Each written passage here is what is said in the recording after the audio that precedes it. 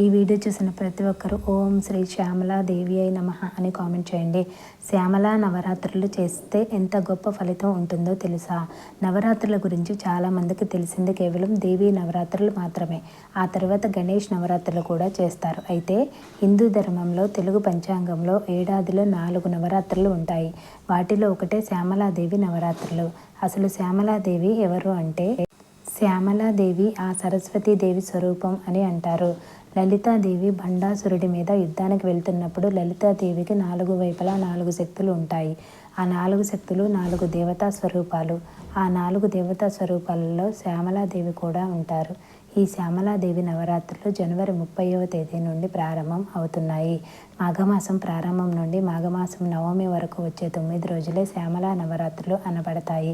అయితే శ్యామలాదేవి నవరాత్రులు ఎవరు చేయవచ్చు? శ్యామలా నవరాత్రులు చేయడం వల్ల కలిగే ఫలితం ఏంటి, ఎలా చేసుకోవాలి తెలుసుకుందాం. శ్యామలా నవరాత్రుల ఆరాధన ఇచ్చే ఫలితాలు.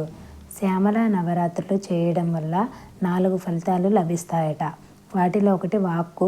శ్యామలాదేవిని ఆరాధిస్తే శ్యామలా నవరాత్రులు చేస్తే అద్భుతమైన వాక్కును, విద్యను ప్రసాదిస్తుందట.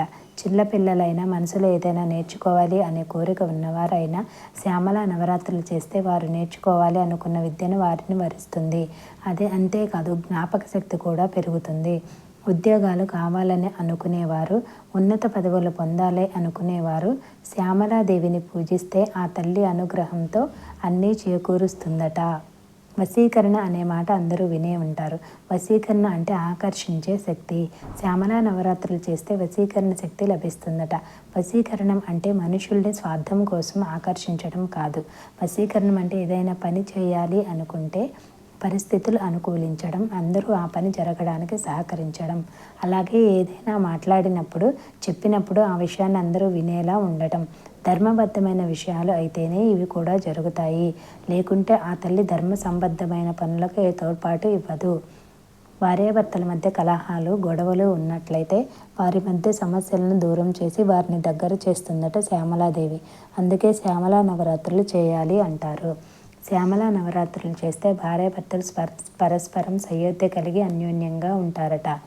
ఎలా పూజించాలి? శ్యామలా అమ్మవారిని పూజించాలని, శ్యామలా నవరాత్రులు చేయాలని అనుకునేవారు శ్యామలా సహస్రనామాలు కానీ, శ్యామలా దండకం కానీ పారాయణ చేయవచ్చు.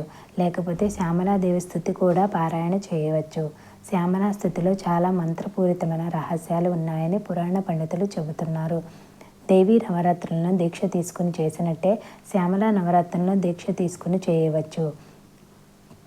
9 రోజులు చేయలేని మహిళలే వారికి ఎదురయ్యే నెలసరి రోజులు మినహా 5వ రోజు నుండి కూడా చేయవచ్చు. ఎన్ని రోజులు అందుబాటులో ఉంటే అన్ని రోజులు చేయవచ్చు. 9 రోజులు దీక్ష తీసుకుని చేయలేని వారు సాధారణంగా శ్యామలాదేవిని పూజించి శ్యామలా సహస్రం, శ్యామలా దండకం, శ్యామలా స్తుతి వంటి పారాయణ చేసుకోవచ్చు. అమ్మవారికి బెల్లంతో చేసిన పాయసం, గారెలు, చక్కెర పొంగలి, పులిహోర, అరటిపళ్ళు ఇలా వీటిలో ఏదో ఒకటి రోజుకొక నైవేద్యం పెట్టవచ్చు. ఎవరు చేయాలి? చిన్నపిల్లలు, వివాహమైన మహిళల నుండి ఎవరైనా శ్యామలా నవరాత్రులు చేయవచ్చు. కనీసం నవరాత్రులు చేయలేకపోతే ఈ 9 రోజులలో శ్యామలాదేవి ఆరాధన చేసుకోవచ్చు.